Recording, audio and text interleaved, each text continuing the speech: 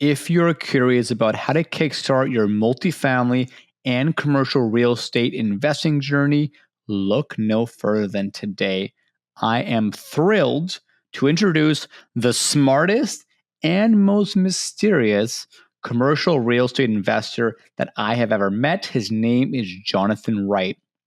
When I heard Jonathan speak at a JT conference in both Toronto and Montreal, I had to do a double take on how this Canadian Army veteran managed to funnel his bravery on the field of combat into the field of commercial real estate. And what you might find most inspiring from our conversation today are the following: how to get your first multifamily deal and how not to bite off more than you can chew. He goes into a lot of very humble detail here. It's amazing.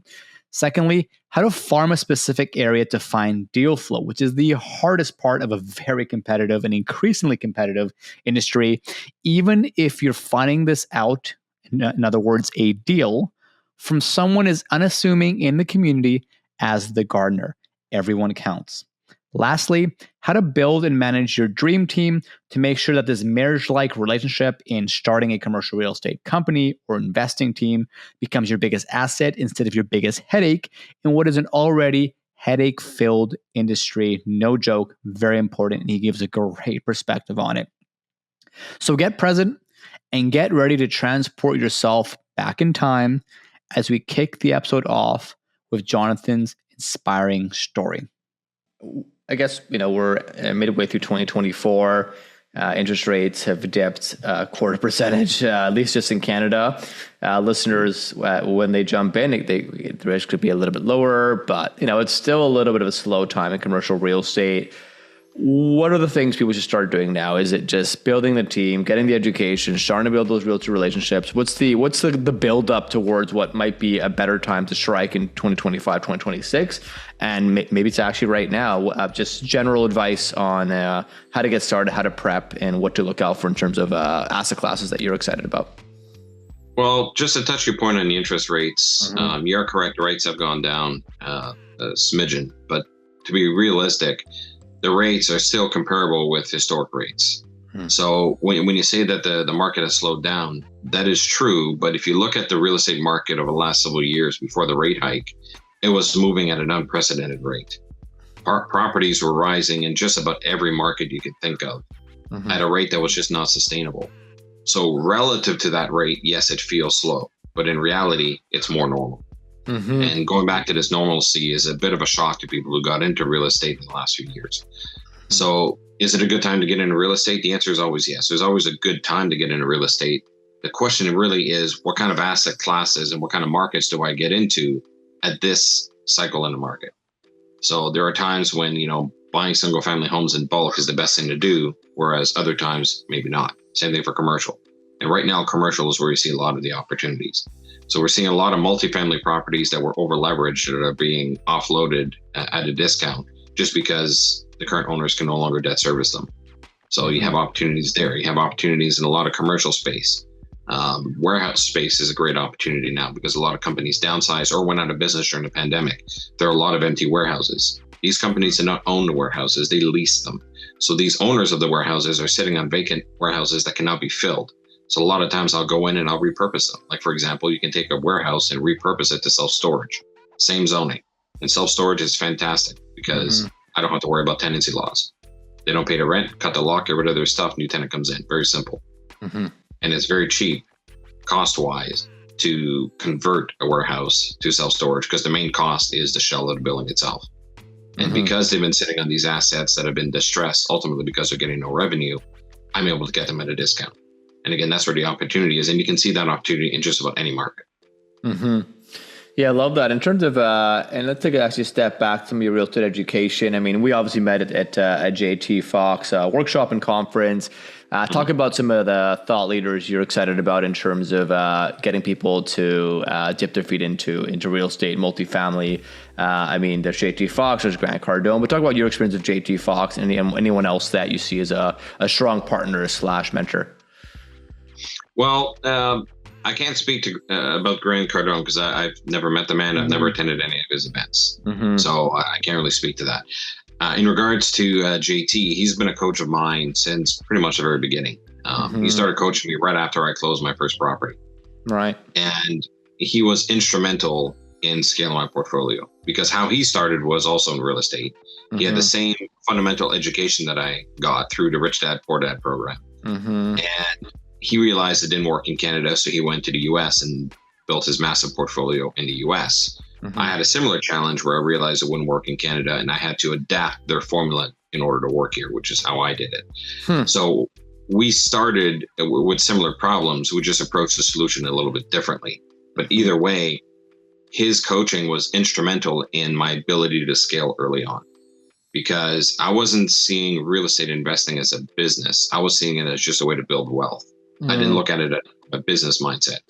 He brought in the business mindset and demonstrated how we can grow a portfolio at a massive rate, turn it into easily in 7, 8, and ultimately a 9-figure business. And there's an easy way to do that conceptually. There's a lot of work involved, but the roadmap to do it was very clear because he had already gone down that road. He'd already been there. So he just presented to me different ways in which I can accomplish that in my own market. I went ahead and did it, and the results speak for themselves. Yeah, I love that. We'll talk about how the portfolio looks right now, maybe some targets you're going for. And then again, I presume people listening, again, you said it's all about relationships. So I'm sure you need boots on the ground, people to work with you on deal flow. Let's inspire the audience to find ways to work with you or collaborate. What's the portfolio looking like? What are you most focused on? And what can people think about to kind of get their quick start like you did with JT Fox? Well, reaching out to JT, there's a number of ways to do that. You just look him up online. You can find him. And he has events going on all over the place all the time. So it's to your benefit to at least start attending and just to see what he's about, quite frankly.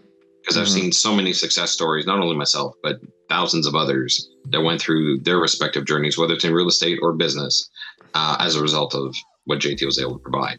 So that ultimately speaks for itself. But in regards to how I built my portfolio and where it stands now, ultimately it came down to one of the elements that JT mentioned in regards to what he calls rabbits versus elephants. Love that. The elephants are your big deals, right? So my 12-unit apartment, or even larger into 60, 70, 80 unit buildings that I've acquired, ultimately those were great opportunities, but they're few and far between. You don't get one of those every week. So in order to effectively scale, you need rabbits to keep you fed while you're waiting for those elephants to come in. And that's where the smaller multi-units come into play. So 2 to 6 doors and picking those up a dozen at a time in many cases. So that's where I was able to grow my portfolio at a significant rate, closing over 450 properties in the span of 4 years. Wow. And I was able to do that, one, through the way in which I built the relationships in order to get the deal flow coming in, and also building it through partnerships, because hard money lenders are not going to allow you to scale at that rate or to that scale. You really have to be doing it through partnerships. And that's the easiest way to do it. Awesome. Partnership, as if you're going to go to Cincinnati, you want to pick up, there's a certain neighborhood that has a huge opportunity and you want to pick up, 10 properties ASAP. You've talked to the right realtors, they're sending you deals. Usually hard money lenders say, if you got enough equity, right, at least 20%, 25%, we'll do it, right? As long as the asset makes sense. But tell me about the kind of partners that would kind of act like the lenders, whether it's, of course, a vendor take back / creative financing, or who are those partners, right? If you've tapped out the private lenders in a scenario like that, when you're picking up multiple single detached properties, for example, in a market like Cincinnati. Yeah, typically partners are people that have already accumulated wealth through one means or another. It could have been their business, it could have been inherited wealth, whatever the case may be. They're sitting on boatloads of cash. And the problem they're facing is whatever means they use to acquire that wealth, they can no longer repeat it. It's no longer an option, and they can't think of any other way to continue to grow it. So their problem is they have too much money and not enough opportunity. Right. My job is to come up with the opportunity. And that's where the partnership comes in. So typically we set up here in Canada a corporation. We have equal shares in the corporation. Their job is to solve the money problem. So I don't worry about putting 20% down, 25% down. That's irrelevant. We close cash, their cash. My job is to provide them a return on investment. So using that asset, I optimize the asset, I turn the asset around, whatever I need to be able to do in order to be able to recapture 100% of their investment and pull it back out. So whether we flip the property and get a return on our investment, at which point the profit is split 50-50 in most cases, or if we're going to be holding on to the asset, we're going to optimize it to such a degree where the value add will allow me to refinance it out through the traditional lender, whether it be a bank or a credit union, to pull out 100% of the investor's capital. So now they're getting all their money back. And because the property is continuing to cash flow, they're getting continual profits, even though they no longer have money invested. So now their return becomes infinite. So that is very attractive to investors. So typically they start off with a smaller fund amount for me to be able to demonstrate and prove to them how it works. After I do it a few times, now they start realizing that the returns I'm getting are not only highly secured against a hard asset like real estate, unlike the markets where they can lose everything overnight, but also I'm able to do it consistently. And after I've done it 2, 3, 4 times, ultimately what they do is they bring in a lot more capital. And what's interesting is that these wealthy individuals typically have friends who are also wealthy. So then they start talking about what they're doing with me. And all of a sudden now they start introducing me to their friends, saying, hey, I got a buddy of mine. He's got sitting on 1.5 million. He'd like to do what we're doing. Is that possible? Well, basically it's like someone saying, can you please take my money? Yes. Now it's a matter of how do I effectively deploy that? And that is where relationships are important, because once these partners start throwing money at you, now your problem has shifted very significantly. They have all this capital accessible. It's your responsibility to find the opportunity to deploy it. And it doesn't mean to lower your standards so that you just park the money somewhere. That's not how it works. You have to find high quality deals, which means you need to be building relationships very, very effectively and significantly, not only in one market. Now I had to move in my case, 9 different markets across Atlantic Canada, because no one market was enough to bring in a deal flow at a fast enough pace to be able to deploy the capital that was accessible to me. So now you're pretty much having to do that grind. And it's not passive income like a lot of people talk about, because you're actively working on relationships. The money comes in every month, and I've got management teams in place that ensure that for me. I'm not the one that calls a plumber to fix a toilet, anything like that. I got a team of people that does that. But in terms of building the relationships, that falls on me. Yeah, no, and that's a great segue into, I guess, effectively your go-to-market, right? And again, I'm thinking of the person who's, working on maybe they've already done a deal, they want to do more. And people are thinking, first and foremost, US versus Canada, and that was a big debate, I know, at the conference, and you've alluded to why the US might be better. I mean, as you said, it is about cycles. But then also, like, what's the go-to-market? You find, let's say you're the money guy, you've got someone who can roll up his sleeves and more the handyman or handy woman. And I don't know, you're in your local market, like we're in Vancouver, and there's some tertiary markets. And is it like, hey, we've got the core team, the minimum viable team. We've got a rich uncle, and we know a thing or two about the financing side. Is the go-to-market just focus in your backyard, or is it like focus on 3 different properties? So maybe meet 5 realtors in Kelowna, Nanaimo, and Penticton. And then from there, you just focus on those, and then you get a win, and then you kind of like duplicate, or I guess the go-to-market / what the team should be doing those first 90 to 180 days, right? Like what does that look like usually? What do you recommend? Because I think once people have momentum, it's better, but it's 0 to 1 is the hardest part, right? 100%. And I can definitely talk about momentum, because maintaining momentum is key. Because once you lose it, it's pretty much like starting over almost. To regain that momentum. When you're first starting off, it really comes down to building relationships with as many people as possible. And you need to start thinking outside the box when you do that. You can't just be reaching out to realtors. You need to be talking to mortgage brokers, find out who's not able to get a loan on a property, or who's trying to sell their property because of a change in finances, or not able to get a refinance. There's so many different opportunities there. You got divorce lawyers saying, hey, a couple's getting divorced and they need to offload their house as soon as possible. Well, they're a motivated seller. There's not many of those around lately. But if you're able to find them, you're able to get good deals. You can talk to contractors who do work on properties. Like, for example, some of my tenants, they've got friends who are also tenants who talk to me about their landlords and how they've given up. Really, what's the address? Let me look up the owner. I hear you're having trouble with your real estate. And again, it's all about reaching out to as many different areas as possible to find the opportunity. And that's really key. I would not necessarily focus on a single market. You can touch a couple of different markets, but make sure they're relatively close to you. Because ultimately, if I was your money partner and I'm investing in an asset, I'm ultimately investing in you. So if you tell me, okay, the asset is halfway across the country, but you know a guy who can, manage it for you. Well, I don't know that guy. I'm not investing in that guy. I'm investing in you. So I want you to be eyes on. So if you're handling my money, if you're taking care of my money, which is now tied into this real estate asset, I want you eyes on site.